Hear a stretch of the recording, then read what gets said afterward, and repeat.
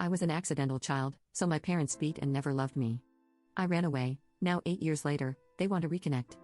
English is not my first language, and I'm sorry if there are any mistakes. So, I, 24F, have spent a good amount of time apart from my parents, and now they want to reconnect.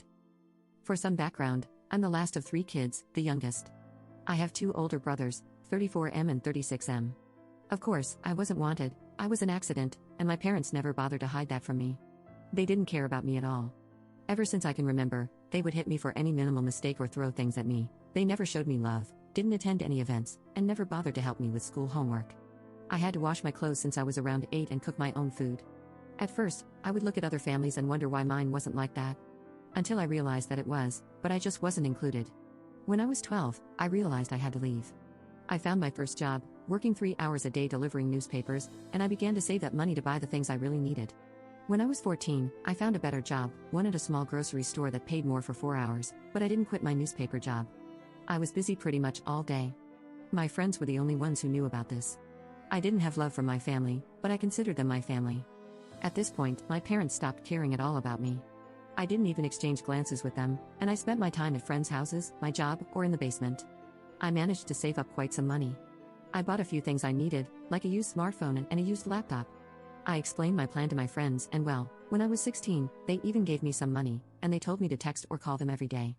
I had to break up with my first boyfriend, I had to leave my friends behind. I still had a year left of high school, and I didn't have much money, but I still ran away. I admit, I stole some food from my parents' house, and I ended up in a small town in the cheapest apartment I could find. I got a job and tried to survive, but I knew I couldn't stay there for long. I was a minor, and people would start looking for me. A few months later, I ended up leaving that town too. I was 17 by that point, and I knew that once I turned 18, I'd be free forever from them.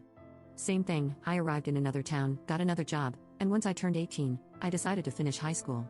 Things were really hard, but I managed to make some new friends, get a new boyfriend, who I'll call Dean, and have a better life than I ever had. Eventually, I chose to buy a small apartment with my savings. I enrolled in a community college, studied a short career, got a good job, and stayed in the town. Maybe I could have done better if I had a better family, but I don't, and I'm still happy with the things I've achieved. Dean and I got married, and now we both have good paying jobs, and we're saving up for the future, as we want to have our own restaurant. He's a chef, and even though I'm not, I did work as a waitress for a while and know how things work in a restaurant. With all that long context, I had been receiving calls from unknown numbers for a couple of weeks. Calls I've been rejecting and not paying much attention to.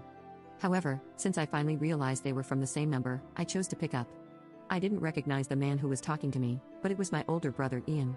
He asked me how things were going with me, and I answered that things were better than ever. He replied that he was glad to hear that. He then began to explain how my parents wanted to reconnect, and they wanted to hear from me. I refused completely. I told him that they were garbage to me, and when he kept insisting, I hung up. They have been insisting for months. I blocked multiple phone numbers, Instagram accounts, Twitter accounts, and emails. But it's just not enough, they keep insisting. I put my accounts on private, but the phone calls kept coming. I ended up changing my number, and I haven't received anything since then. But my friends from home are now telling me that they're bombarding their phones with calls and texts. I know this could be over if I agree to have a meeting with them, but I just don't want to. It's a closed stage of my life. Update 1. Well, a lot happened a week after I posted here. I ended up calling my older brother, Ian, and I agreed to a meeting with him at a restaurant in my town. I went with my husband, Dean, and my best friend, Anna. To my surprise, he didn't bring the parents. We talked, and he asked why I didn't want to meet my parents. After he insisted, I ended up confessing everything. He apologized for not being able to do anything about it since he was away and didn't think my parents would do something like that. I told him it wasn't his fault and asked why my parents suddenly wanted to meet with me. He responded that he talked with them, and they just said that they wanted their baby girl back.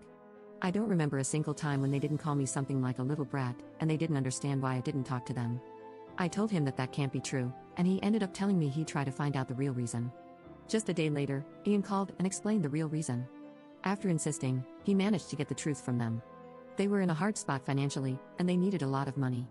I don't know why, but they believed that I would give it to them. Ian told me he was really offended by this, and he said he would be cutting them off for good because now he's seeing who they really are. He asked me for us to keep in contact, and I agreed. I chose to unblock my parents to send them a voicemail. I basically laughed at them for believing that I would give them money. I told them how awful parents they were, and I sent them an ironic good luck with their debts and their lives. I advised them not to mess things up with the only kid they have left, and that they will probably grow old alone and everyone will find out how awful they are. I blocked them again, and all I know is that they listened to it, and they were really angry.